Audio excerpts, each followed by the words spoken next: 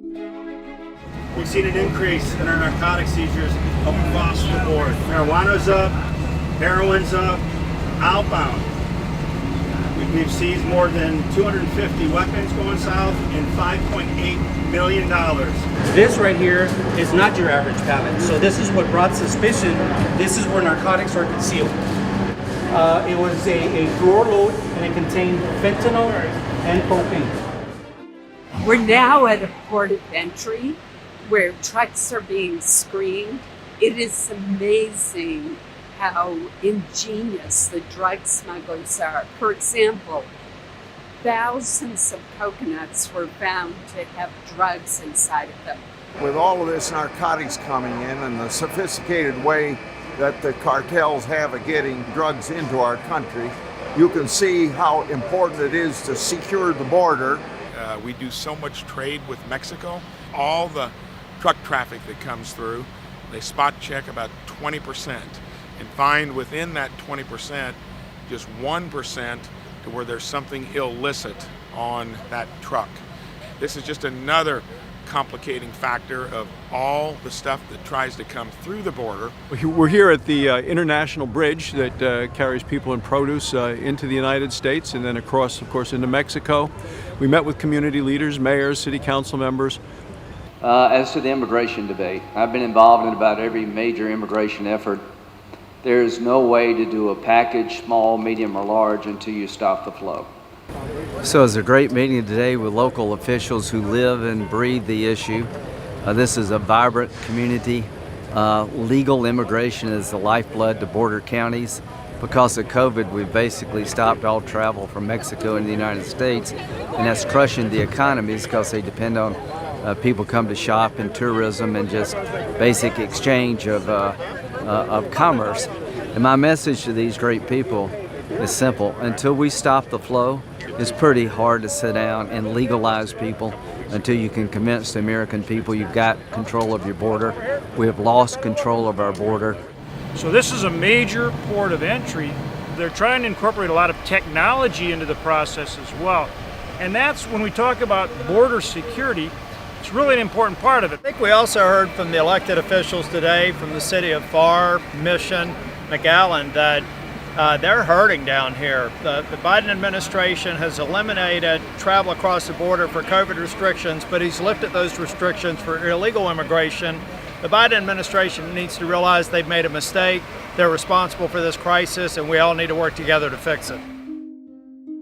Now, back in 2006 is when the Secure Fence Act passed, which all of you know, it gave us 55 miles here in RGV sector. Now, just with that 55 miles alone, we saw an immediate impact. Unfortunately, this area, even though it looks complete, it's not complete. We're still lacking our cameras, we're still lacking lighting, we're still lacking power. If you see some gates, those gates are not powered. So if it's shut, it stays shut. If it's open, it stays open. Because of the pause, we weren't able to complete that. Either President Biden believes in open borders, or the people he's put in charge of his border policy are not qualified to manage a food truck. Just after President Biden was sworn into office, he halted operations for constructing the wall and securing the border. And it's not just about the wall. Now we have sections here. Unfortunately, we have open sections you could drive a truck through, and we don't have the technology to protect it from people going above it and people going below it. This is how nonsensical it was, really, on January the 20th when Joe Biden stopped construction. He not only exposed the country to security issues by stopping construction of the fencing, but he also exposed these whole communities to flooding because the levee system is also not going to be finished as well. Organization's the key to winning. Border Patrol told the new administration, just have a plan if you're going to change the rules. So they just dropped everything and opened it all up, and there's no plan. On our tour today, we saw a car that just in the tires of one car had over $2 million worth of meth in it. It is amazing that we would even consider not continuing this project. What this wall does is it slows people down who are trying to cross the border, and it gives Border Patrol time to apprehend them. But then you also have to have policies that actually result in stopping illegal immigration. Joe Biden reinstituted the failed policy of catch and release so that when you get caught, they let you go.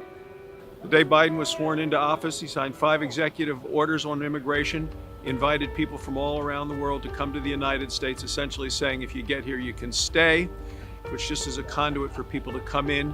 Once they get here, they stay. Now we heard last night that they're trying to not only release people almost immediately, but within 8 hours.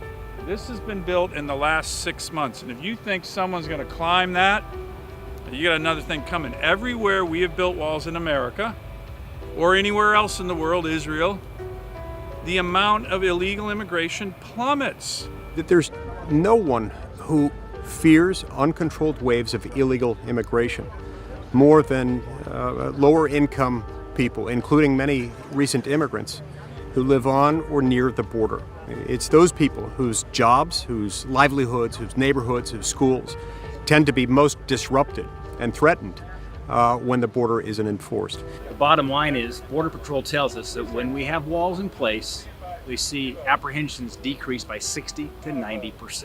It's just common sense. When Border Patrol can focus then on drug interdiction and catching the really, really bad guys, it helps reduce crime. Walls work, fences work. Wherever you try them, we have to finish this wall here. The border wall is not political. That's what I tell everybody. It's not political. It's been made political, but it's not political. That's Border Patrol's requirement. We've had that requirement for decades. It's impedance and denial. It impedes the traffic. It denies the traffic. It forces the traffic to other areas towards the POEs where they're supposed to cross. Our communities along the border facilities are being swamped. It's a humanitarian crisis. It's a public safety crisis. It needs to be addressed. But one of the things that will help address it is to finish the construction of the border wall. It is an essential element of our border security strategy, and it needs to get done.